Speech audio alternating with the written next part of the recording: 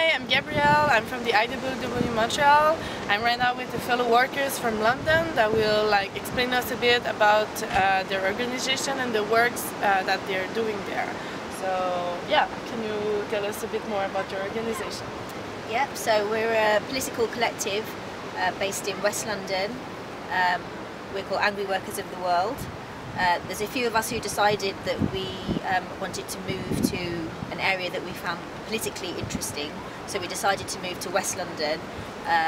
It's interesting for us because it's a big working class area and there's a lot of migrant workers, and there's thousands of them because they're all in and around Heathrow, working in the factories and warehouses around this area, so it's become quite an important area for food, for example. So like 60% of the food that goes into central London goes through this western area. It's called the Western Corridor.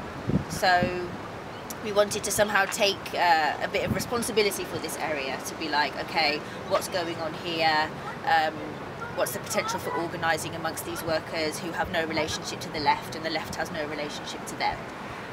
A lot of them are on 0 hours contracts, minimum wages, but the work that they do is, pretty important.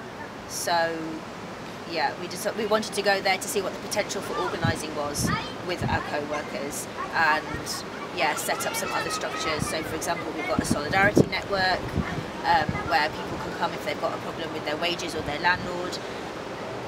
So yeah, it's not just workplace focused, but also seeing actually we need to look at the bigger social situation in this area, because that impacts on whether workers feel they can organise and what they can do.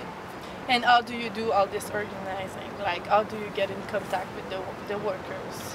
Well, we just get jobs in some of the bigger workplaces. So for example, I've worked in a big supermarket distribution centre.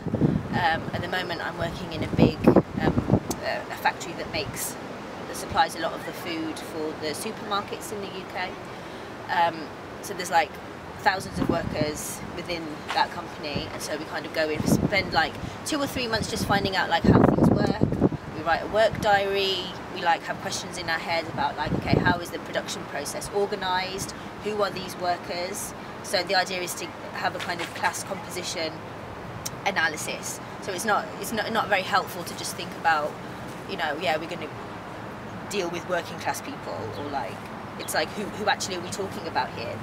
You need to interrogate who is this working class. So yeah. So what you will say will be the next biggest challenge you will face after all the work you've done? Well, I mean, it's just a constant struggle, so we try different approaches. So we don't go in and say, oh, you should join this union or do this, this or this. It's using the information that we get from talking to people and also working there, and that becomes the basis for thinking about what type of organisation will work or what strategies will work. How do we put pressure on the boss in that situation?